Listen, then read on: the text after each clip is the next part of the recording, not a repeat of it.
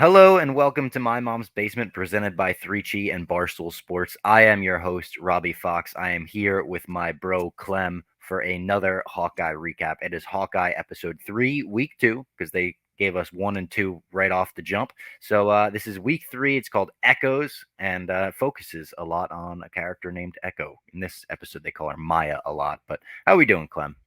Doing great, Bob. I think we have a good show on our hands here. Oh, yeah. You have to, first 2 episodes, it's so much to take in. This was its It's first, like a teacher on the first day of school. You can't really judge her by that. It's like, yeah, of course she's nice to us on the first day of school. perfect way to put it, Bob Fox. I fucking love it. And third one, I was happy when it's all said and done. I saw that it got the report. I think it's the lowest watch Disney Plus Marvels to show so far, which again, not everyone can listen to Jose Youngs to get, the background, because we've got enough people again saying this has got me properly prepared and excited for the show. So they Listen, I'm rooting for the MCU at all times, but when that report came out, it made me feel a little bit good because I texted you and I was like, viewership for like My Mom's Basement is down. I was like, what's going on? And then when this came out, I was like, oh, okay, no, that's fine. It's because less people are watching Hawkeye. Can I? We're gonna blame the Thanksgiving holiday. Everyone was fucking all over the place. They probably forgot it was even coming out that day, right? That was Wednesday was when everyone travels and Yeah. shit like that. So we'll just throw It everything. was a stacked week. We had Black Friday, the sale. Thank you to everyone who bought stuff. I saw a bunch of people tweeting us. They bought the Cap Stooley hoodie. Shout out Nathan Hurst for being the great designer of that. Yep, I also got a few people who that was their like Spotify Wrapped. We were the number one podcast, Yep, which is that always was cool. a trip. Whenever we can like reach that level, it blows my mind. So shout out to all the listeners, subscribers. You subscribe, 5 stars, episodes, all that stuff. I went in and I didn't see any any new reviews last week. Tell you, brokenhearted. I was sad. People were like, "Why are you so sad at Thanksgiving?" I'm like, "No, I asked for just like one nice review." I don't know. Maybe it was like they didn't write anything in the review, but I didn't have any nice words in the review. Made me sad, ruined my Thanksgiving. But hey, if you guys could do it this week, maybe that would be a nice little early Christmas present. Yeah, don't ruin his Christmas. I, You ruined his Thanksgiving already. By the you way, know, Dave's story about ruining Thanksgiving, how funny was that? unfucking- That was an underrated, like that's already in my eyes like an all-time Barstool story. That's gotta so look. funny to me. You gotta look at the thing we cannot speak of on YouTube. You gotta look at that little MG though. You gotta look Yeah. at those. Make sure you're taking them. We always say start with a half and you go from there. Don't eat a whole fucking cookie or candy bar or whatever it may be. And we always, we always like chat a little bit before we get into the thing. Is this everyone or just me? I feel like ever since the pandemic started, like when TV shows start, like nothing feels real anymore. The schedules, and I even feel like the banter. Like I feel like back in the day when Curb would come on, there'd just be like a half hour worth of Curb discussion afterwards. Last night, Always Sunny came on. I had no idea Always Sunny was coming back until like 2 hours before. My wife told me. Like I didn't read about it online. I didn't know about it through commercials. I just feel like we've kind of lost like that sense of knowing when a show is coming out. And I imagine Hawkeye was a part of that because of Thanksgiving as well. But it just feels like we live in these times where everything is, we're so like stuck at home online and all that kind of stuff. The typical schedule of life has kind of just disappeared. It's not just we got to spread the word though, because like you said, I think we got a good show on our hands. Like we got to tell the people Hawkeye's worth watching. Tell your friends, watch Hawkeye, and then watch the My Mom's Basement breakdowns, the recaps. Yes. Like spread the word all around. We even had one of the Tracksuit Mafia guys tweet me this week. How was that? Kind of scary when a guy, even if he's a fake Tracksuit Mafia, like if you're so good at being a Tracksuit Mafia guy that you get cast as it, hey, maybe you are one in real life. Don't want to fuck with that guy. That guy he's a friend of the podcast. Whether or not he wants to be, he is now a friend of the podcast. He said he was going to rip the old Navy beanie off my head if I didn't tell him where Kate Bishop was. The old Bob Fox would have sent the old Octagon Bob at him, but you've matured. You've gotten a little smarter with Barstool now. Since once we like founded Rough and Rowdy, not founded it, but bought Rough and Rowdy, I was like, you know what? Now that I could challenge someone to the Octagon and they could actually accept, I'm going to stop doing that. Yeah, and I don't think Dave would be like, oh, no, Bob, just you could just say no to this guy. It's like, no, Dave doesn't turn down money and one of our guys on the pay-per-view card for sure. Yeah. All right, let's get into Hawkeye. We start in 2007. We zoom in on like we see like a girl's ponytail, and then we see her from the front, and immediately me and my girlfriend looked at each other. We're like, "Is that Haley Steinfeld? That doesn't look anything like her." It is not. It's Maya, who we saw at the end of the last episode. Echo. She's in school and kind of learning to adapt. We know right away she's deaf, and they play that a lot in the episode. They actually like sonically, this episode goes back and forth a lot between muffled sounds, like no sound, and normal sound, which was very cool. It was a cool dynamic, very different. We see her father, Maya's father, is helping her out, helping her adapt to this new world. She's like, "Why can't we afford the school with all deaf people?" He's like, "I'm sorry, I couldn't make it work." We get hints of her taskmaster like ability right away, where she could look at something and then copy it. She's got the prosthetic leg, and in martial arts school, it looks like, oh man, she's getting into a fight, girl with a prosthetic leg against a bigger guy. This is going to not go well for her, but she uses the move that she saw against him. She wins. And then we flash forward to the future post snap, and we see Ronan killing a gang in a factory, very much like the Endgame scene. It was like that cool one shot style. We're seeing him through the windows, and he winds up killing her father. She sees it, and now we know a little bit about her backstory. She's not just a one-dimensional villain. She's out for revenge because Ronan killed her father. Very cool intro to the episode, I thought. Yeah, I dug like a quick little origin story, and I always do kind of like when a villain or whatever Echo may be in the long run, when it's like they have a very rational reason to hate a certain superhero, or in this case, like, and by the way, I think I'm just calling him the Ronin right now. I fucking think he's so much more badass. The Ronin is cool. It's like the Bronx. When you say the Bronx, like, oh, the Bronx, that's bad. Instead of just Bronx, New York.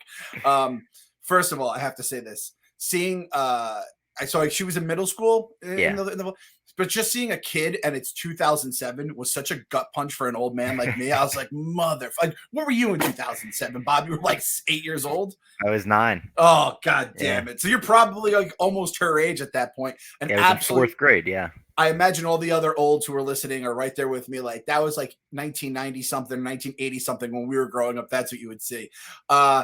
Her dad had a sweet ass ponytail. That was one note. Like the dads in this show, between like the goatees, the old hair, all that kind of stuff, and then her dad.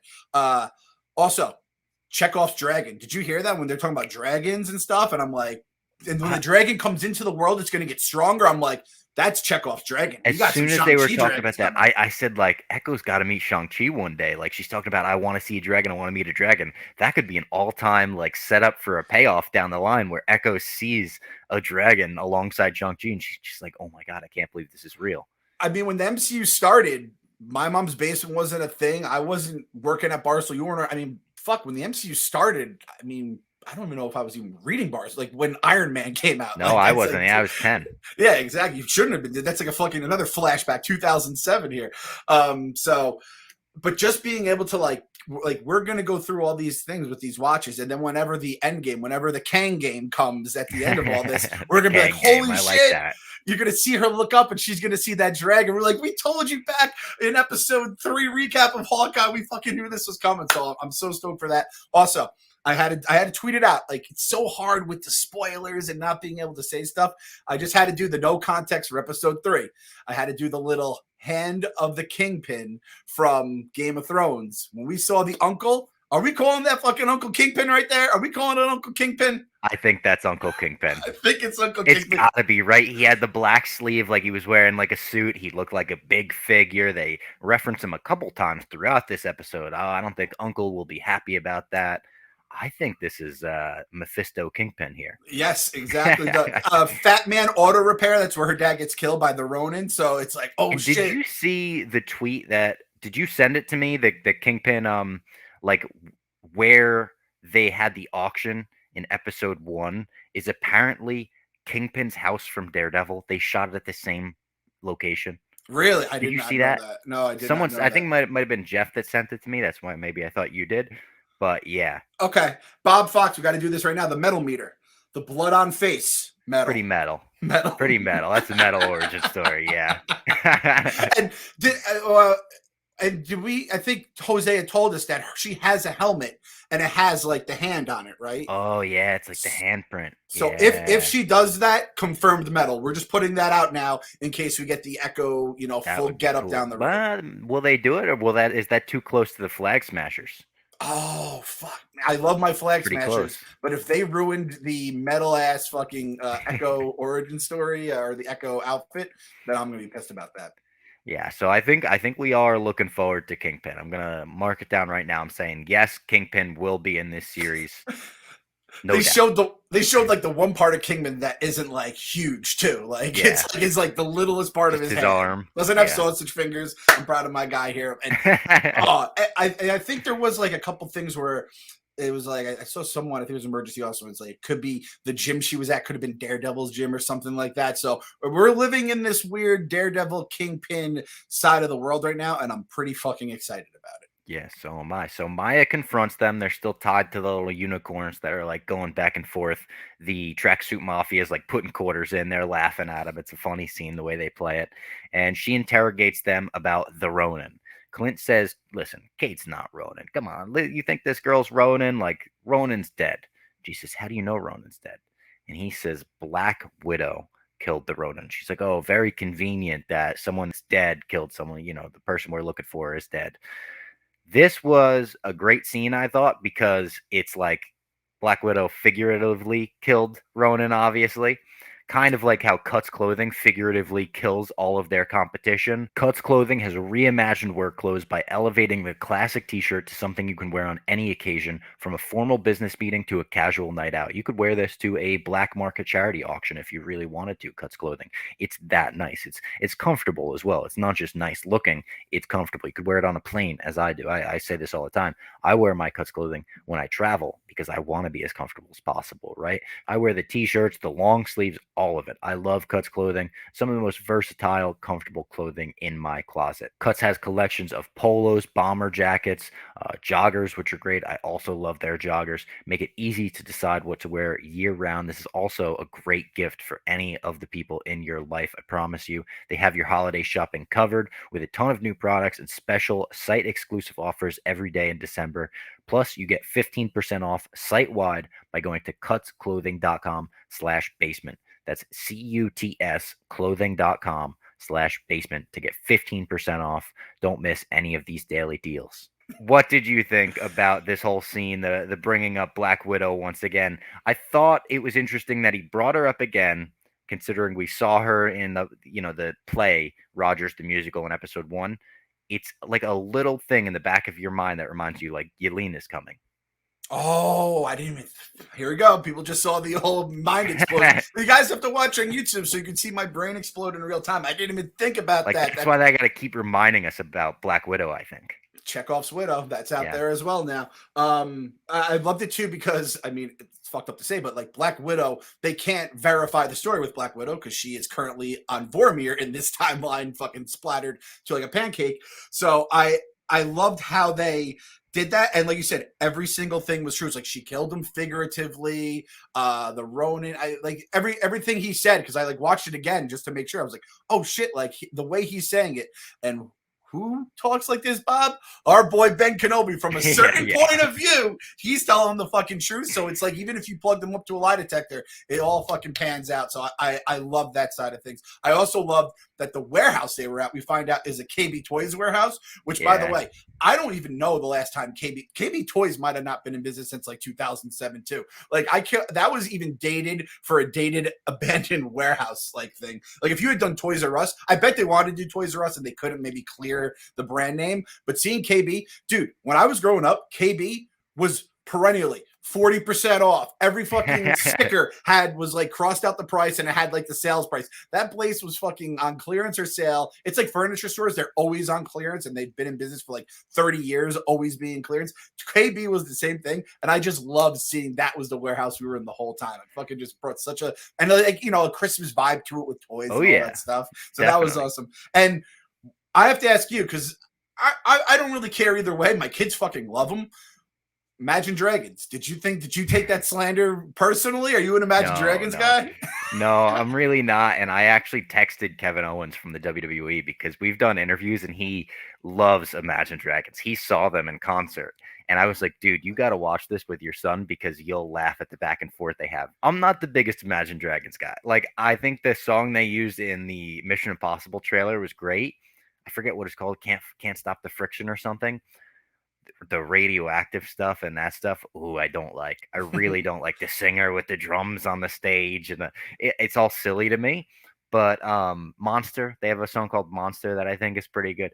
But like, I it's a shame they're turning into the new Nickelback. But I thought this back and forth was very funny. That's what I was gonna say. It feels a little Nickelbacky, but then it goes to the point where they get so much hate. I'm like, all right, let's pump the brakes on it because it's like everyone you heard a couple Imagine Dragons songs and like you straight up don't have a soul if you don't get a little excited for it. It's Yeah, like even they if it's got a during couple good ones. it is the peak of like an intermission song or like a stoppage during a hockey game. Like they're gonna Yeah. throw that out at the Garden Yep. and you're gonna get excited. Also, by the way, just so I brought up Nickelback, this is one take that I've always believed. Rockstar by Nickelback. It's a fucking great music video. I mean, the song is a good song. The music video is so, and it's like it's a time capsule of that fucking time of our lives. You know, I'm thinking a of lot of their music videos are. I feel like they capture that time period. Kid Rock, the girls next. What is it? The girls next door. Is that the name of the Playboy Bunnies? Was that the name of the show with them? I think so. Yeah. Yeah. So it's like, but just all them, and it's like, oh, that's who were like the celebrities back then. I fucking just love that video. It's so fucking crazy. So yeah, a lot of Imagine Dragons hate, and that was also like very like again. Like Jose said, very relatable. The guy who buys the tickets for his girlfriend for the concert he wants to go to.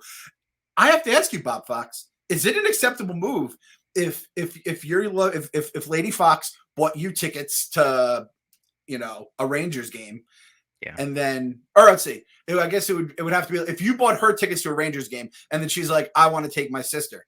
Is that an acceptable move? I think I kind of love that move. I just want to say, I think I kind of love the girlfriend's move of being like, it's tough. It's like I would justify. I in my mind, I'd be like, all right, I'll play Halo all night. Like that would be a fun night for me. But like, it would be a gut punch. I think to hear that. But I like how like they reverse the move on the guy. So I just love that. Papa Clem infamously.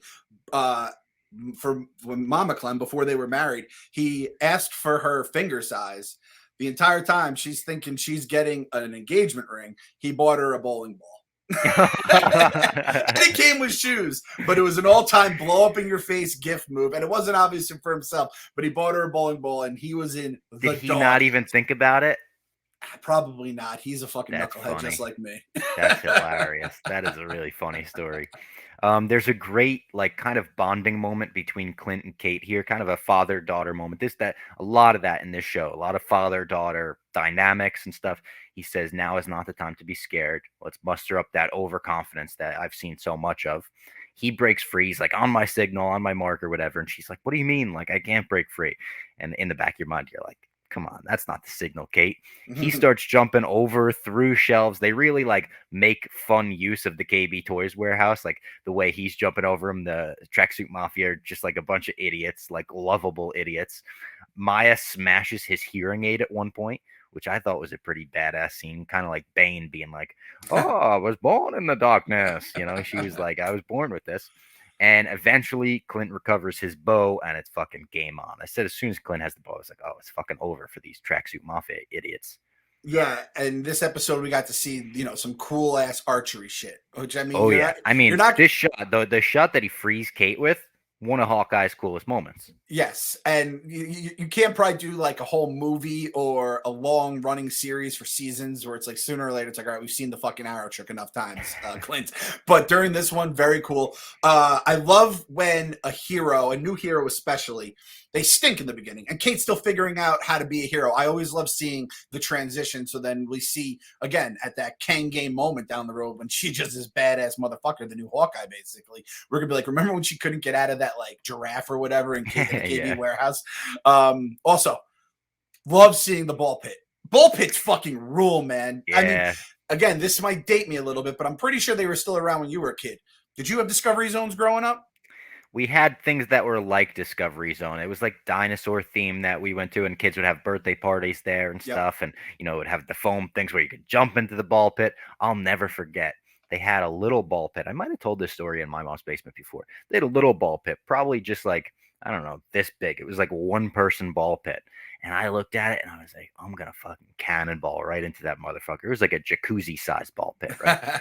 So I run up the stairs, cannonball right onto a kid's head. Kid was just Oh! underneath. He was underneath like one layer of balls. And I swear he didn't say a word to me. He just like got up, looked at me like I just broke his neck, and like walked out of the ball pit to his mom. I was like, I'm so sorry. I didn't see you.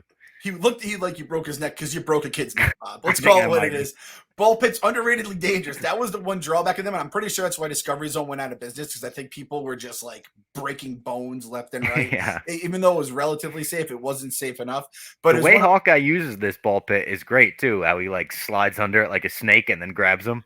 I had a little bit of Double Dare vibes too, when they'd have like the ball pit parts of the obstacle course, or guts or whatever would have those little things. So it just made me so warm and fuzzy inside. And I remember back in the day on the, like when the internet 1.0, you'd have like these viral pictures of a person who just has like, they made their entire like living room a ball pit or something Oh like yeah. that. And it's something I always wanted to do once I got a house. And then once I got a house, we had this little tiny ball pit. I think actually the Nard dog gave me one. She had like one that when her kids were growing up, and Sienna was like 2. Balls everywhere in the house. I'm like, this is the worst idea ever. But if I could have only, Bob, this is your time to live that ball pit life. So I'm just telling you, if you want it for Christmas, let me know. This It'll be a room is little pretty gift. small. We could maybe, yeah, we could maybe fill it up my office in my apartment with balls. Get it for the wifey for Christmas. Be like, oh, I got you a ball pit. I think you'd really enjoy that, but it's really for you. I think that works for everybody. Yeah, it does. Eventually Clint frees Kate, like I said, with an amazing shot, hits her in the tape, like right between the wrists. Kate hits a 619, I wrote down, like on the pole. She slides all the way around it, kicks a guy down. They get free out of the building. They hotwire a car, kind of funny back and forth, where they're like, let's take this car. It's cool. He's like, I'm not breaking into that fucking car. That car's awesome. They hotwire it, and then we get Trick Arrow Central during this chase scene. Clint doesn't have his hearing, so they're kind of like going back and forth there. It's hard to communicate at first, and then by the end, they really like build a bond. They're able to communicate. They're on the same page. It's cool to see. But the trick arrows we see an acid arrow that burns up the traffic lights. We see some smoke arrows, which are purple. I like that Hawkeye kind of, as you can see, our theme is purple. I like that he's got all like purple themed equipment now. He's got a rope arrow that kind of like grapple hooks everything in sight and pulls it into whatever the arrow was shot at. So in this case, it was shot at the car, and the car pulls all of these Christmas trees into it. Very funny scene. He had a Play-Doh arrow, they called it. It was like just a gooey purple thing. And the best one, the Pym particle arrow, where he has Kate shoot one all the way up on the bridge. He's like, just aim high, aim high. And then he shoots one. And the way they focused in on Pym at the last second was great, because it's like, what is that lit up? I couldn't see it. And then they focus in on it, Pym, and he shoots it, makes the arrow fucking gigantic. Pretty awesome. That was like, this is how you can make Hawkeye cool. It doesn't take too much, but it's like a fucking grab bag worth of shit. I feel like I'm going to go on another tangent here, but I just love grab bags in general. I love Oh, when you yeah. go to like the comic books or the cards or all that kind of thing, and you just get to pick it out, and having a grab bag worth of arrows that do funky shit. This might be in the comics. We could have asked Jose. I would love to ask. I think Jose it was. I read a recap that said that this chase sequence is actually one of like the fan favorite sequences from the comic. And this is how you make Hawkeye cool. And also in that fight scene at the warehouse, Hawkeye doing like the backwards, like shoot with no looking. Like, Oh yeah, like the Han Solo, yeah. I like him showing off a little. It's like, dude, I know I'm the fucking like 5th-tier Avenger, but I'm pretty fucking cool. I'm cooler than you are, normal person. It's like, yeah, you're right. You're like Clint. I got you on that. I love the again, we've talked about it on the podcast a lot. I'm not like a Bond guy, a Bourne guy in terms of the chases. I'm just not a car chase guy. The way this car chase started off with like the one camera, the panning, the Christmas music going on, and then once it became more of a traditional car chase, you had like, you're guessing what this arrow is going to do. That is how you keep my attention. I was fucking enthralled the entire time, and I hope people fucking watch this show, because it's a good fucking show. I actually So enjoyed creative. everything about it. Everything about the sequence was like, wow, like I haven't seen that before. Like it's actually very creative. Yep. I think the worst fucking arrow to be hit with was the one that gathered all the Christmas trees. Because if you get that sap on you, it's not coming off for like a day. I'd rather get hit by that pine purple needles everywhere. Oh, everywhere. This I know Kevin's like having like wars on Twitter about this. I think it was brought up on KFC Radio or something. I was a fucking real tree guy, like not only like real tree guy, like, but I was like, fuck all the fake tree fakers. You're not a real Christian. Hand back your card. Change religions. Blah blah blah. If you don't have a real tree, then I had kids, and I was like, nope, fuck this. Like the amount of like work you have to do just getting it in the house. You have to water it. You have to like you get sticky. You have to worry about your kids fucking it up. No way. I am fake tree for life now. For life. They're on the same page by the end of the sequence. That's kind of what it's showing. It's like Kate's like saying things out the window that Clint can't hear, and then he's repeating them back to her, and she's like, oh, look at that. We're thinking the same way. And at the end of it, Clint tells Kate that she wasn't wrong when she called herself one of the world's greatest archers, which in Kate's mind has to be like the greatest moment of her life. Like, this is her hero. She took up archery because she saw Hawkeye do all that shit in 2012, and now he's like, you're one of the fucking world's greatest. Pretty fucking awesome. I have to admit this. I didn't even think of this at the time, but when you said that, I'll never forget. And this is like a much lesser distinction and a little corny, but I remember it was like one of the first blogs I did on the site. It was Derek Fisher. It was the Derek Fisher Matt Barnes fight, and I blogged something because it was obviously involved the Knicks. And I remember Portnoy blogged it himself the next day after I had blogged it, and was like, Clem blogged it perfectly, and he wanted to just give his take. I was like, holy shit. Dave Portnoy just said I blogged someone perfect because like that's the reason I got into blogging. Yeah, it was like the original 4 guys that we always talk about who got this thing started. I was like, so from that moment on, I can kind of feel what Kate meant, what Kate felt if archery was smut blogging. So when Mark Hamill posted that picture of us on his Instagram and was like, the least I could do is fucking take a picture, whatever. That's my Hawkeye moment personally. Shout out everyone that's had one of those moments. Again, being the world's greatest archer or whatever your own personal moment was. Shout out to everyone who's had that. And I wish everyone could just feel that moment one time in their life. It was fucking awesome. But the hearing thing, it's those little quirks that I like about this show. I think I don't know if we talked about it on the podcast or we talked about it offline, but there, when shows do an entire episode with, nothing being said, my wife was a big Buffy the Vampire and everything is sung for an episode. It's just nothing but music. Yeah. So it's like shit like that. I always find cool. And just like the whole thing where, again, it starts with Echo when she's a kid, and it goes into Clint with the hearing aid and everything being off and just communication. It feels so hopeless as the viewer as you're watching that, but then you see how they overcome it. That is fucking cool as shit, man. So I was a big fan of that. And credit to like all the sound mixing, sound editing in this episode, like that really like added to it. The way they were doing like the muffled stuff when they would cut to Clint's perspective and stuff. We get a lot of it in this upcoming scene where Kate has to help Clint out with a super sad phone call with his youngest son. Like he gets the phone call from his wife and he picks up and he's like, hey mama, what's going on? And she's like, she writes down little boy. And he's like, oh, it's fucking Nathaniel. What's going on? She has to write everything for him. He says, like, it's okay if you're not going to be home for Christmas. Super sad when you think, like, this is the first Christmas since they all got snapped. He hasn't seen his fucking family on Christmas in 5 years. Probably been murdering families on Christmas for the past 5 years. So it's fucking sad. Bob, that was like something I would say right there. I couldn't believe you just brought that into the world. But you're not wrong though. I would have been like, and someone hit us up about this too. Be like, Nathaniel, did your mom cut your fucking hair? Because you look like a goddamn shaggy dog right now. What the fuck is going on there? But yeah, like your heart bled a little. Oh, and by the way, he's acquitted of all charges. He didn't want mayo on the hot dog. He said, "How about ketchup?" Yes, it was Mama. And again, I loved hearing him say Mama in this episode again. It reminds me of Endgame every single time. But it's like they're hammering that home. It's like are you gonna get there by Christmas? That is our timeline. That is the countdown.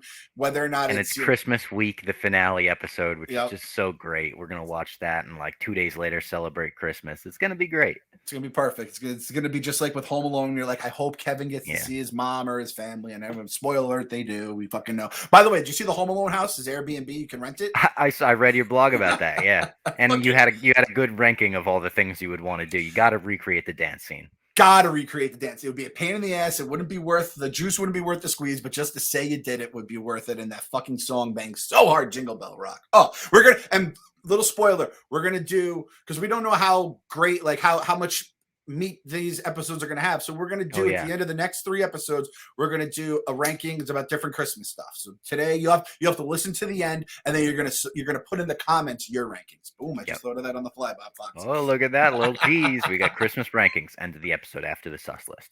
So, in the next scene, they go get Clint's hearing aid fixed. Then they go to breakfast.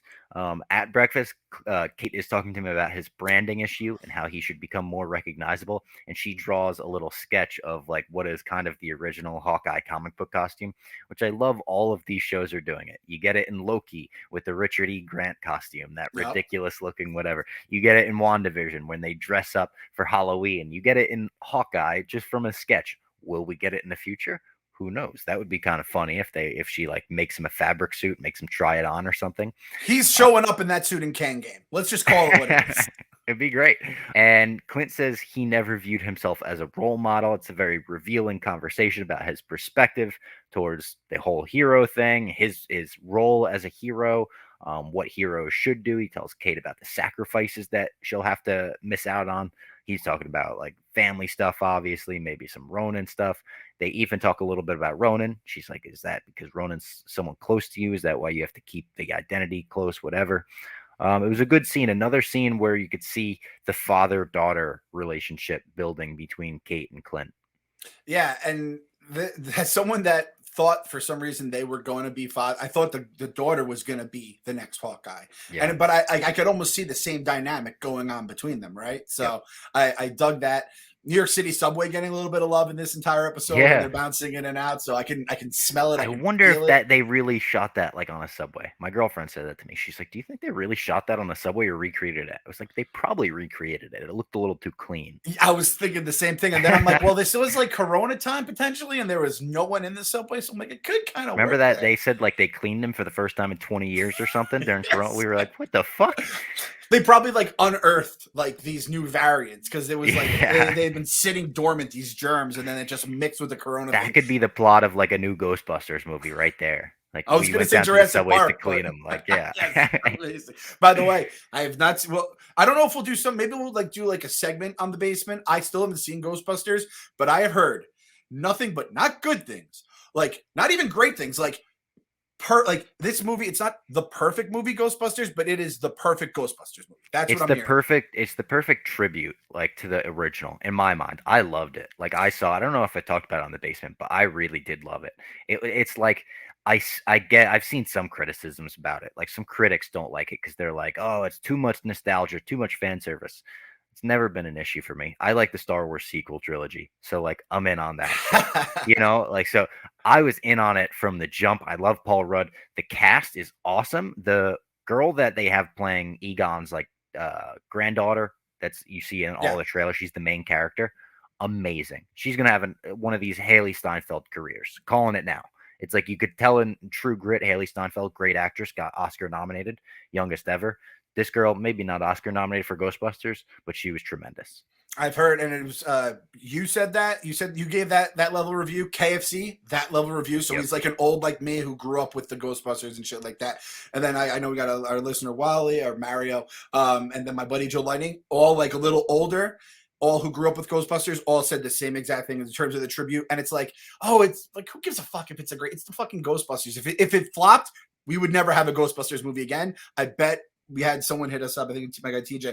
We're gonna get a GC or a GBU. We're gonna get a Ghostbusters cinematic universe. I think. That's we're getting a sequel after this one. I bet it did so well at the box office, so well, like you said, with like actual fan reviews. Like you look at the Rotten Tomatoes, like audience score, it's perfect. Like the audience loves this one. So like I think we're getting a sequel after this one. Hell yeah, and yeah. It's like from Reitman still. Like it's like under the Reitman family. It's cool. Yep. That's some nerdy basement shit right there. So that might be that might be a future, we're doing shows, we're doing movies, all that kind of stuff. The more stuff we can throw in, the better. These basement boys, we don't tire. We're fucking just keep throwing shit on our plate, Portnoy. We'll keep pumping out the podcast. We'll line your fucking pockets with gold. Hell yeah. So they decide to break into Eleanor's apartment. They're like, let's break in. She's got the security system. We could hack in. We could find out things about Jack. We could find out things about Maya's right-hand man, who we haven't mentioned. He looks like Kit Harington, don't he? That's a good point. I didn't The even whole think time I about was like, that. this guy's like second-rate Kit Harington. What's going on here? But yeah, they wanted to find out stuff about him. There was a little conversation between him and Maya earlier where they were talking about Uncle. Uncle's not going to be happy about this. Oh, are you going to fucking talk about Uncle? And Clint knows someone is above Maya. He teases that as well. Like, there's a lot of teasing of this. It's kind of like a thing they've done in every show with Yeah. not Mephisto, but it wound up being Agatha all along, right? Agatha all along. Great song. Banger. Did you Maybe just sung do of the that year. by mistake? I Did did, you? yeah. Yeah. Wow, that's amazing. Just they've inceptioned your ass. Did it with the Same. Power Broker in Yep. Falcon and Winter Soldier. They did it with Kang in Loki. And now this one. It's like every show serves to introduce a new character to the universe, which I love. And I think it's Kingpin in this one. I really do. So they go up to the apartment. Clint's like, are we alone in here? She's like, definitely. He's like, definitely. She's like, definitely. She goes, tries to hack in. She gets locked out of the security system right away. So she's like, this is weird. He starts walking as if he knows that they're not alone. And then you see Ronan's sword come out. Episode ends. This is in my opinion, a WandaVision level teaser because I was legit like, huh, no, no, no, the episode's over. Like I was like stunned. It felt short to me, and I don't even think this episode was super short. I think it was just like a good episode. It flew by. Yeah, it flew by. There was a few different changes in terms of it. You had the battles, you had the chase, you had all that kind Yep. of stuff. But yeah, oh man. Oh, I hated that fucking Wanda credits when that rolled. And that was like during like peak pandemic times. There was like nothing else going on. It's like, Yeah. I gotta wait another week for this shit. And we were fucking the Charlie Kelly meme, right? We were fucking I was halfway across the world at recording episodes at 4:30 in the morning.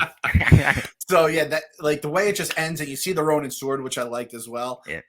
But yeah, I'm all in all a great episode. Yeah, it was like I think it was like 45 minutes, so it was pretty on point with the other ones. Pretty much the same as the last two. But do we see? Here's a big question: do we see Kingpin in the next episode, or do they make us wait till like the end? Is this going to be like a finale thing? I think it's a penultimate thing, right? Ooh, I think we're getting our penultimate. Using our episode fancy words 5, today. yeah. We're using our fancy words today. I like that. Do you want to get into the sus list presented by Liquid Death? Yes, let's get into the sus list. I mean, you know the sus list. Look at that. Liquid Death sus list. It fucking goes together perfectly. Which one of these motherfuckers is going to be fucking liquid deathing us? There's a new brand of water out there that looks just like Tall Boys of Beer, but it's actually mountain spring water. It is Liquid Death. They make sparkling water, they make normal water, and it is the best stuff in the game. They also make really cool merch. I was wearing a t-shirt last time you saw it. It was like a band tee. Pretty cool stuff. Now, I didn't really drink much water before Liquid Death became a sponsor of the show, but I swear, since they sent me a pallet of those cans, I've been drinking a ton more water. They're actually keeping me hydrated. It's called Liquid Death because it'll brutally murder your thirst, and their infinitely recyclable tall boy cans are helping bring death to plastic bottles. So there you go. And you can get free shipping on all water and merch at liquiddeath.com/momsbasement. That is liquiddeath.com/momsbasement, or just grab some at Whole Foods or 7-Eleven. They got them stocked up there. I promise you're going to crack one of these cans. You're going to be like, I want to finish this can now. Well, number 3 on the sus list. God damn it. As I'm saying this myself, I'm like, this is going to sound bad. All right. So we get a sword to the throat. Yeah. People are saying it might be the swordsman. The swordsman trained Hawkeye. Is Hawkeye sus? Throwing it on the list there. I don't believe it. I'm just, all right. Swordsman is, all right. The fucking sus ass stepdad, the stepdad, clearly the guy on the list. But you know what? I'm just going to put in parentheses, Hawkeye, question mark. Questionable. Yeah. He's like, he gets the Q next to him. Yeah. It's like, so maybe like the sword, like, I don't know. I feel like he is such People an were obvious... tweeting us, right? And saying that Jack is in the comics, the swordsman who trained Hawkeye. Yeah. And then I think this might end up bringing the swordsman a little bit to the light. You might go from like a, definite evil character, maybe a little gray area, right? Because it's like, it's so obvious. It's like swords are everywhere. The guy was killed with the sword, blah, blah, blah. It seems a little crazy. So I think like Hawkeye might just get a little mucked up too. It's like, let's fucking call Hawkeye what it is. He was the Ronin. He murdered a bunch of people. They might have been bad There's people. A lot of gray area in this whole show. Hawkeye, Echo, maybe swordsman. Hawkeye killed that girl's father. Like we saw it. And that was a good He dude. seemed like a good guy too. Yeah, Yeah. I fucking love that guy. I didn't really get to like. I was like when I saw like he was in there, I was like, come on, like let's escape. He's like, no, I'm cooked. I'm done. Like, don't even bother. I was like, man, I was really hoping you were gonna make it. So, number 3, Swordsman, Hawkeye, kind of on the list. I'm done putting like good people on the sus list because ever since I did that to a dog that got killed. Number 2 on the sus list. She doesn't even appear in the episode, but it's the mom. We're going on the computer. She keeps getting locked out every single time. I feel like the mom is, I'm telling you, I think the mom is going to end up being the one that killed that sus bitch, Armand or whatever his name is. I think so too. You think so too? She was at least in on it because when they showed like the previously on Hawkeye for this, they showed like Kate going to her mom again and saying everything that she saw, and just the way Vera Farmiga or whatever her name is reacted to it made it sound like yeah, I know all this. Why are you telling me? I'm in on it. I murder. Look at my hands. I got fucking the blood still on my hands. Yeah. So the mom, she does not move on the C word watch at all. Stays the same. However, moves up is number 2 on the sus list. Number 1, we're not even gonna play games. We're not gonna kid around. We're not gonna do anything crazy. It's fucking Uncle. It's Uncle Kingpin. That hand. All I saw was the hand and a couple of references about him. But based on what we know, I think that's going to be Kingpin. I cannot have anyone else higher on the sus list than the potential head of an underground fucking criminal operation, underworld criminal operation, organized crime. I got to throw the motherfucking Kingpin on there, number 1. And we're just going to say Uncle Kingpin, right? Like we're rolling with the Kingpin here. Yeah, that's Uncle Kingpin. By the way, shout out Into the Spider-Verse came out 3 years ago this week. Yesterday, as we're recording this, it'll be 2 days ago on release day. That is my favorite adaptation of Kingpin as well. I love the way they drew him in that movie. I love the way they used him. The whole thing with his family, how at the end they show like his family seeing, him about to beat Spider-Man again. So all of that. I mean, my favorite line in that movie, the funniest to me, is from Kingpin in the beginning when Miles is escaping right after he kills the first Peter Parker, and he just hears a noise and he looks up and he goes, "Kill that guy." Yeah, so good. That's what I would do if I was a fucking Kingpin. I'd just be like, kill that guy, kill that guy. Like, that's all I'd have to say. Dead. Cracks me up every time the way he delivers it. Kill that guy. Yeah, it's a great sus list. And now let's do pretty much the opposite of the sus list. The most delightful, wonderful Christmas time list we could ask for. The top 3 Christmas movies from each of us. The merry list, I guess we could call the merry right? list. That's a good one. Yeah. I have 3 that I've always said are perfect. And I can pretty much switch them in order by the day, but I've written them down in order. Do you want to go like 3, 3, 2, 2, 1, 1? Yeah. Well, I'm sure there might be some bleeding over. I think there's going to be. I think there is going to be like. I think we're going to have at least 2 movies that are the same on our list. And the reason, because I told you, I was like, hey, let's do like a couple different things here in terms of Christmas stuff. And the reason I chose movies this week is because I know Barstool, I imagine it's Jeff, I imagine KB and Nick, they did the troll list this week and they got so many people where they had the top 10 ranked Christmas movies. They had like do you ever have friends text you about those, by the way? I had like one of them last year. I haven't had anything since. I had a friend text me about year. that one. I was like, "Come on, man! It says Bofa at the bottom. It says generated by Bofa."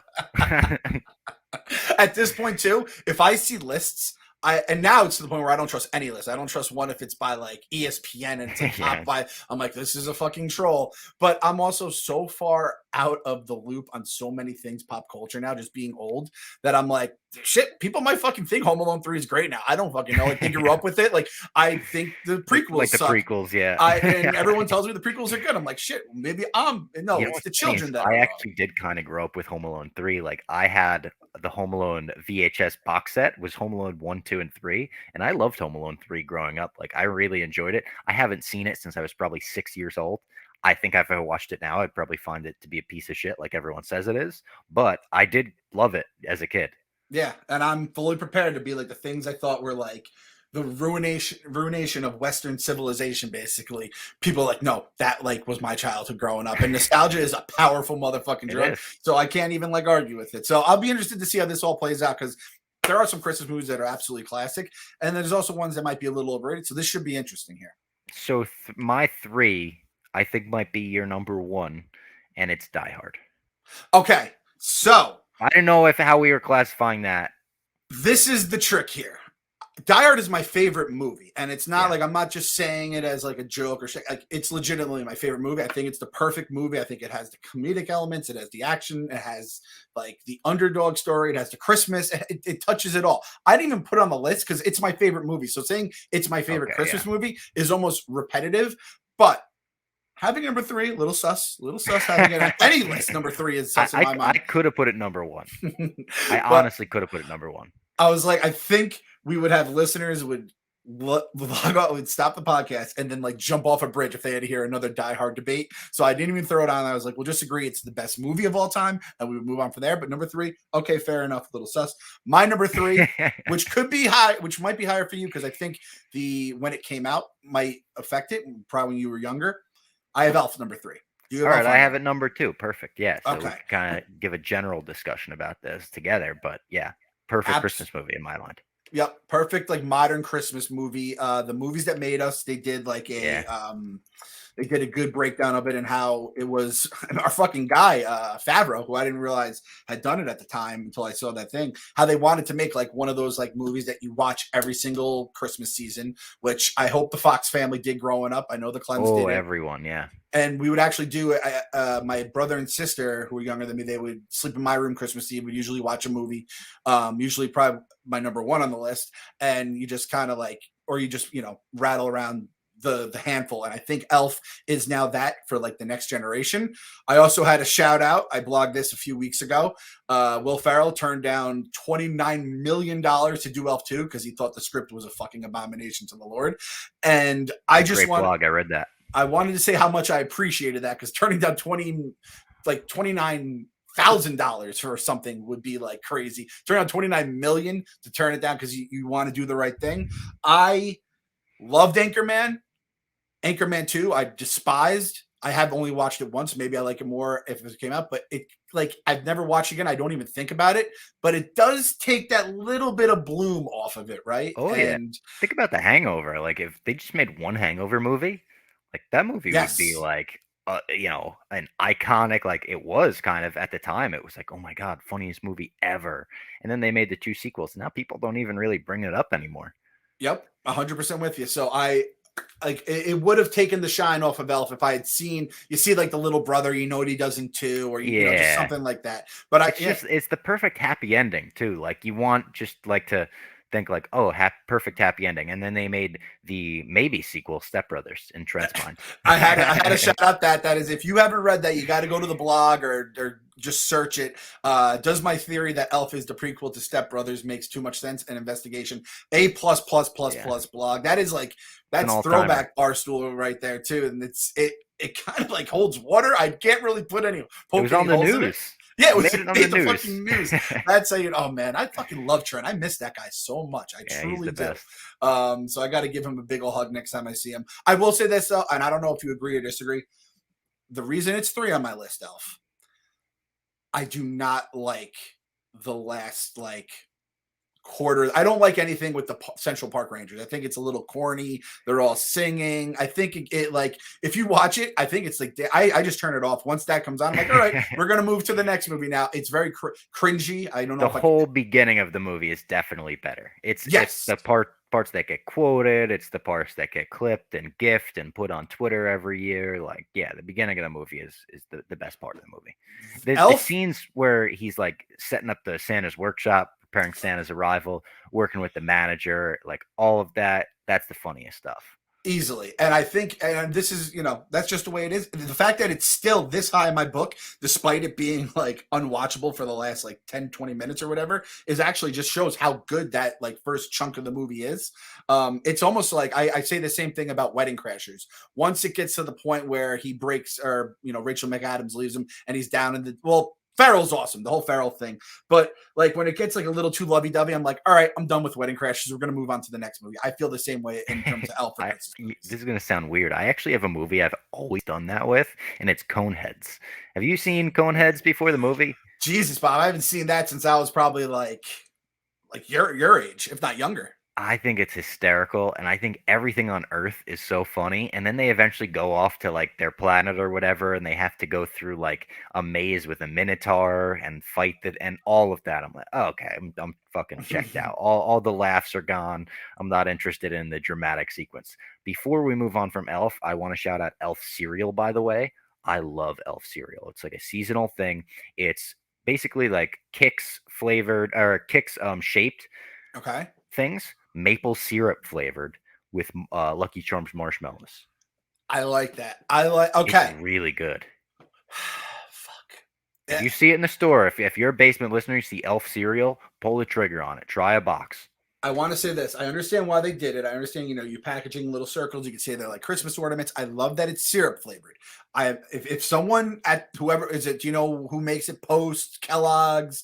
Let me look it up here. I forget Elf who made cereal, it. General Mills. General Mills, yeah, that Someone, sounds right. if someone from General Mills who's listening to the pod can let me know if they tried this, you had to at least have Spaghetti. tried to do it spaghetti. Exactly. Because that would have been good. But I imagine it just would just break into Ah, that would be crumbles. so gross. I don't want the gross. actual spaghetti consistency. I want the shape though. I want it could be hard. I don't mind if it's Yeah. like a cereal flavor, cereal like consistency. But if you had done spaghetti shaped, it would have made it absolutely Yeah. fucking perfect. Because when you said syrup, I'm like, oh, that's just like Yeah. does syrup have sugar in it? So And I got to get the stews for cookie milk. cookie milk Gotta get the apparently stews. was 99 cents at somebody's I stews. saw that. I'm guessing that those milks, they're like, all right, these are about to go bad soon. We got to get these off the shelves and get for anyone that's in the tri-state area, Connecticut, Jersey, or New York, at least Long Island, you got to get the Stu Leonard's, the Christmas cookie milk. People always ask, what is that? Do you just dip your Christmas cookies in it? No, it tastes like sugar cookies, and it is fucking awesome. Someone hit me up and said their dad threw it out because they thought it was so bad for you because it's just like sugar, but it is fucking delicious. And it's every year they do a different bottle. It's a collector's bottle, and it only is from Thanksgiving to Christmas, so there's a very short time frame here. So check it out. Do you keep your bottles? Do you keep the collectible bottles? We sure do, and my wife makes elderberries for the kids. Like it's like a thing to kind of get their like immunity up. It's like like almost like a medicine, right? Yep. And she does it in the old bottles, so we still have last year's. So we're about to transition to this year's. I love it. All right, what is your number two? My number two was Elf. Okay, my number two is Christmas Vacation. Did this miss the Bob Fox list? Yeah, I'm not a Christmas Vacation guy. Never been a National Lampoon guy, to be honest. Really? Yeah. At all? Wow. No. Okay, so I know that's controversial. So I think last year, maybe the year before on Twitter, there was like started bubbling the anti-Christmas Vacation people. And it's one of those things that you're just like, this isn't universally beloved. It just kind of blows your mind. It's the first time you find out someone doesn't like bacon or someone doesn't like, whatever your favorite thing is. And I remember I was like, it's like when you have to grow physically angry, then you start thinking, is it a troll job? You just pump the brakes. And at this point, I've been on Twitter so long, I just go, some people don't like the same shit I did. Again, if it's number two on my list, it's fucking there with an absolute bullet. In terms of the quotes, the stuff, I will say, like, it does. I imagine to like people that didn't grow up in that time, it probably ages a little poorly compared to like an Elf that was, more closer to now.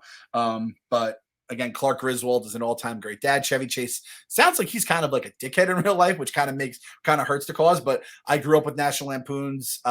This is my favorite National Lampoons as well. It goes this, followed by the original Vacation, followed by I guess Vegas Vacation. European Vacation was kind of weird. I didn't get into any of the newer ones, but I mean, just an all-time. I think I probably did a few blogs about the Christmas Vacation, the Griswolds, all that stuff. So an absolute lock in my house. That the house getting the lights going crazy, fucking just so many great things. And Bob Fox is like, "Yep, doesn't really do it for me, man." You know what? I just never grew up with it. I don't even know if I've ever seen the full movie start to finish. So it was one of those things where like. It just kind of missed the mark, I guess. So you know what? I'm not even gonna blame you. I'm blaming your brother. That's yeah. That's your brother's fault right there. I mean, he made this beautiful nerd we know and love today, but he didn't give him the right Christmas time. I mean, I made sure my younger siblings were watching it growing up. This was one of the ones that was in the rotation. And again, young kid like me growing up, and you get the girl from the lingerie store, and you see her, like that even gives you like, whoa, a little bit of fucking like Christmas joy coming out. It gets you excited. So it touches all the bases from when you're young to when you're old and everywhere in between. So Christmas Vacation 2, which I'm guessing we both have the same number one. Should we say it on three? Yeah. One, two, three. Home Home Alone. Alone. There we go. I Hell put hands on yeah. the face. That was Okay. good. Yeah. That would have been fucked up if we had two different movies because I don't know what else I I could know have if even I would put have there. been like fucking the Polar Express. No, Home Alone is the GOAT. Come on. Pesci in Home Alone, one of the greatest comedic performances of all time. Kevin McAllister, I mean, the perfect shithead kid that you want to root for anyway, even though he is a bit of a shithead in that movie. Like the family, The all of it. family The is mother. the worst set of people you've ever seen in your life, right? Like they're Yep. so mean to that kid. Like it has the rewatchability where you can get on stuff like that. Uncle Frank. I saw Joey Melanero just blog the thing about Uncle Frank being an absolute piece of shit. It was like, and again, old person like me, 1990 is when the original came out. I remember, I was old enough to remember at that point. I think I was 8 years old. Like that movie was smash upon smash upon smash it. It was such a fucking like it was an event when it came out and it just absolutely crushed. Another movies that made us that's awesome, right? Where A you great one where you realize like they had to build the house like separately. They didn't shoot it inside the house. You're like, what? it was in a gym in like a Yeah, Chicago gym or something like yeah. that. Completely blows your mind. And then when 2 came out, this kind of goes back. It was I think it was this and Ace Ventura 2 just broke my heart because I love those two movies and the You don't like sequels Home were Alone too? I like it, but I love the first one. I like the second. I don't think I'm a good sequel guy. There's very few sequels that I watch, and like. I don't love Die Hard 2. I love Die Hard 3, but I don't love Die Hard 2. Maybe it's just something about the continuity where you have to like make the original characters, or maybe the relationships. It's I was like the gonna guy say, and gets the Die Hard girl. 3 technically wasn't a sequel when it was first written. You know, it was a completely different movie. Exactly, and maybe that's why I liked it so much. Is that Yeah. it's like they kind of like wedge Die Hard into another movie. But I mean, I like it. I think people that and again people that say 2 is better than 1. I'm like, are you out of your fucking No, mind? I don't get that at all. Like, I don't think 2 is anywhere near better than 1 or even close to as good as 1, but I think 2 is a very enjoyable movie. There's a lot of funny things in 2. Oh yeah. I think Die Hard, Home Alone 2 is probably one of the better sequels. It's just Yeah, as like a young kid, and then I'm like going to see it, and I'm like, oh man, and it's like it just feels like they took the first movie and they reheated it, right? It yeah, feels a little bit like Leftovers, which again, definitely. if you don't laugh during all those booby traps, and you get to see some of the booby traps come back in a different form with the bar, with the paint cans and stuff like that. The Um, talk boy that he had in 2, I always wanted one of those. I had one of those as a kid. My parents got me one, and I have a friend who used to be like, "Oh, that's how I know you were spoiled. Like, you had a talk boy." I'm like, I don't know. It was one of my Christmas gifts that year. Like, it's not. It wasn't. It wasn't. It was like groundbreaking technology, but it wasn't like I got a fucking 50-inch TV for Christmas. It was a fucking. It was a tape recorder with like they slapped the Home Alone logo on and raised the price like $50. Yeah, Home Alone. That's the GOAT, ladies and gentlemen. There's nothing better than that. I mean, the only thing that I could take a point away from Home Alone on is that I always have to turn away when I see the tarantula. I really hate that. And oh my God, the nail into the foot every time is like, I mean, Quiet Place just stole that shit. I cannot. I when I put up the blog about the Airbnb for $25, I said I could hear it in the gift of the fucking foot going through the nail, the nail going through. I go, oh, it just. I turn away whenever that comes on, and I'll try to make it so I can't hear it because just hearing it fucking gives me the skivvies. But Angels with Filthy Souls. I mean, that movie is as close to as perfect a movie, let alone a Christmas movie, as you can get because it hits all the spots, the booby traps. The Pesci fucking score, crushes. John Williams, Yes, the score is phenomenal. 10 out of 10. Yeah. And Marv is even like Yeah. Daniel Stern is an awesome like they just nail it. They're such different physically. Old Man Marley and like kind of the redemption. I will say like Old Man Marley taking advice from like an 8-year-old. It's like if someone like was like not talking to their family and then Santa's like you should talk to your family, I'll be like, dude, you needed a fucking 7-year-old kid. And I know it's coming from a different perspective, but Jesus Christ, man, wake the fuck Yeah. up. Also receiving votes here. All right, so give me like was this even close to getting on your list here? Grinch. Which one? Okay, so that's fuck. I didn't even think about that. I'm thinking animated because I'm old. Are you a Jim Carrey guy? I I always know loved there's the a Jim newer Carrey one. one. Yeah. Okay, so I always went with the animated one just because that was my like go to as a kid. Yeah. I mean, Um, I like the animated one too. I would always watch both, but like I loved the Jim Carrey one as a kid. The cute dog in it, Cindy Lou Who, who's grown up to be a fucking punk rock like rock star Has she Taylor really? Momsen. Oh yeah, Oh Jesus. Christmas Story. love Christmas Story. If you said Die Hard's not a Christmas movie, Robbie, Christmas Story would probably be my number three. Have to watch it every year on Christmas Day. My brother owns he has the lamp. He puts it in his window every year. He has the replica. It's, I mean, as good as it gets. All right. I hate to do this. This is fucked up. Doing it after the case. We'll get the fucking reopening here. Your brother's on the sus list now. If he's that much of a diehard of Christmas Story, if you told me your brother's not a big Christmas movie guy, I'd be like, all right, it's not for everyone. He's that much of a fan. He had the lamp, but he couldn't just show you National Lampoons once. What the I don't think fuck's he likes going on National here? Lampoons. Apparently not, which makes him even more sus, Robbie. Like, I don't trust anyone that doesn't like it. I I'm told gonna you. text him after the podcast and ask him if he liked it. Should we tease what we're gonna? I don't know if this rewatch is gonna happen now. Oh There's a no, fucking problem. we we gotta tease it because it's on my like honorable mention list. Okay, fair enough. I will say Christmas Story, the 24-hour like marathon, it's like the greatest marketing you can Classic, ever do. yeah. And then everyone has to give their opinions on it and stuff like that. I think it's a good movie. I like it. Like you said, the pink bunny, the lamp, you have your moments, shoot your eye out, kid, has the quotes. I never like really knew of it until later in my childhood. And I don't know, I like it. I don't like it. It was receiving votes. Charlie Brown Christmas.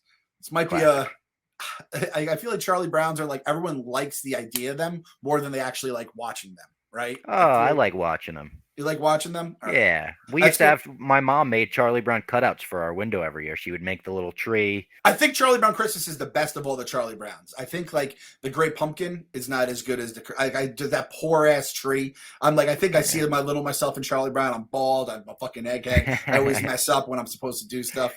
Rudolph the Red-Nosed Reindeer. Oh yeah, big time. Love how much of an asshole Rudolph's dad is. It makes me laugh every single time I see it. I even liked the straight to VHS sequel. It was like Rudolph and the Island of Misfit Toys. Yes, yep. The Misfit Toys are awesome too. Yeah. I love quoting the Misfit Toys. Santa Claus, Tim Allen, I think is an not underrated, but I feel like people like that's just a good fucking like funny movie. It's well done. I'm just a big fan of the Santa Claus. I probably haven't watched it in years too. I got to rewatch. I haven't seen that one in years, but I liked it. Yeah. And this is my last one that I have on the list here. Frosty the Snowman. I'm gonna say Die Hard is more of a Christmas movie than Frosty. Like there's like Santa comes in it, but Die Hard like it's consistently Christmas time. The reason this is happening because of Christmas. There's barely any Christmas for like 90% of Frosty the Snowman. Frosty gets weird at the end too, where he melts and all that shit. Yeah, I don't like Frosty. That fucked me up, man. That I could see that greenhouse in my head, and it's like a house of horrors. So. I didn't like that. I imagine you probably have some other ones. Nightmare Before Christmas movie, Halloween movie, Thanksgiving movie. I've always thought more of a Christmas movie because like it ends, you end on the Christmas note. Like It's a Wonderful Life ends on Christmas, so it's a Christmas movie. So I've always viewed it like that. I've never been the biggest Nightmare Before Christmas guy because I didn't see that till I was pretty older, like as well. I didn't see that till I was like 14. I feel like a couple on my list. Bad Santa is the one that I actually kicked off the season with. I love Bad Santa. I think it's one of the funniest movies out there. I think Thurman Merman is one of the funniest characters. Constantly asking Billy Bob if he could fix him a sandwich. Can I fix you a sandwich? Can I fix you sandwiches? Another one that I had on here that some people will say, Robbie, this isn't a Christmas movie. Stop being an asshole. I'm going to say it is a Christmas movie, especially in the basement, and we are going to be doing a commentary on this one with my brother. It might get contentious about the whole National Lampoon thing, but Batman Returns with Michael Keaton. Now, there is some Christmas time stuff in this movie. Gotham City is doing the tree lighting ceremony and everything. So I would call this a Christmas movie. It's snowing the whole time. I mean, Frosty, it's snowing. That's pretty much how much that's a Christmas movie. And I'm excited to do the commentary because the Batman 89 commentary we did was a lot of fun. That's on the YouTube channel. You could find that now. Yep, and I'll tell you right now, your brother coming into the basement, he better be coming with his dukes up. I don't say like I'm an old man saying put your dukes up. Put your dukes up. We're gonna be debating some Christmas talk. But I mean, shit. Like we're in the basement right now. Like anything goes in the fucking basement. So Die Hard Christmas movie. This is a Batman 2 a Christmas movie. We're in the basement. Anything fucking goes down here. We're not on Twitter. We're not debating with our parents at like the fucking Thanksgiving table. This is in the basement, so anything goes, especially anything with a little bit of nerd comic culture to it. Also, a recommendation for everyone out there. This is a weird one, and a lot of people haven't seen it. Some people have seen it. It's called Robbie the Reindeer Robbie, just like I spell my name. Ben Stiller does the voice, and his girlfriend is Britney Spears. She does the voice of another reindeer. They did like a trilogy. It's like three little short movies for TV, like three TV movies. They're all like a half an hour long, I think. I watched it every year growing up. I loved Robbie the reindeer. I was all about it, obviously, because he had my name and stuff. But I was all. It's like kind of that stop motion Rankin and Bass style they Mhm. try to achieve. It's really enjoyable. Which, by the way, they do talk about the stop motion for the elf as well, where they Yep. that's why they had it in there, because it does feel like that. And if it was BBY, would you have been like, "Fuck this reindeer, I'm out on"? I feel like having your Maybe. name in there, Yeah. yeah, I feel like that Yeah. does add a lot. And we'll just throw these out, these older ones. Miracle on 34th Street, Wonderful Life. I don't fuck with old movies. I just never have. Even I when I like was Wonderful young, Life. and these were younger, or these I probably have never even watched them like end to end. I might like them. But even like the original Christmas Carol, Scrooged, I've never seen. All I don't I know think I've people seen it are either, to diehards be about that. honest. Yeah. So I know people are going to get on us about Muppets some of the Christmas Muppets. Carol. Muppets Christmas Carol, another one. Muppets Christmas is a different one as well, which is great. Yep, yep. So there's a bunch here. Polar Express is kind of a newer one. That's kind of, I feel like, the next wave of kids is that's going to be one of the ones they grew up with. But that shit just was not from Jingle All the Way. Got to shout out Yep. Jingle All the Way as Turbo well. Man. Do you consider Gremlins a Christmas movie? You know what? I was thinking about it, and I said to my girlfriend months ago, like, "Oh, have you ever seen Gremlins?" She said, "No." I said, "Oh, we should watch that." And then I was like, let's wait till Christmas." Yes, So I don't that know what that says about it. Maybe I do. Just subconsciously, I was like, let's wait till Christmas, just because it has Christmas vibes throughout it. Like, I would say, yeah, Christmas Gremlins movie. scared the shit out of me as a kid. Gremlins, and even another Christmas movie. This is gonna sound so fucked up, but the Mickey Mouse Christmas Carol, Jacob Marley, when Goofy's Jacob Marley, scared the piss out of me. It scared the ever living, as well as the Ghost of Christmas, I believe, Future. Both scared the shit out of me as, like, a very young kid, but a kid nonetheless. It scared the absolute crap out of me. So, in the YouTube comments, I want to see everyone's top 3 Christmas movies. Comment below. Throw Die Hard in there. Throw Die Hard Yeah. not in there. If you want to do it, if you want Batman to make Returns. If it's got Christmas vibes, throw it in there. yes. If just the word Santa or a Santa hat can be seen, fucking throw it in. Who's It's a going to tell you free-for-all. no? It's a free for all down there. Absolutely. All right. Thank you to everyone for tuning in. Thank you to our sponsors, as always. And we will see you next week for Hawkeye episode 4.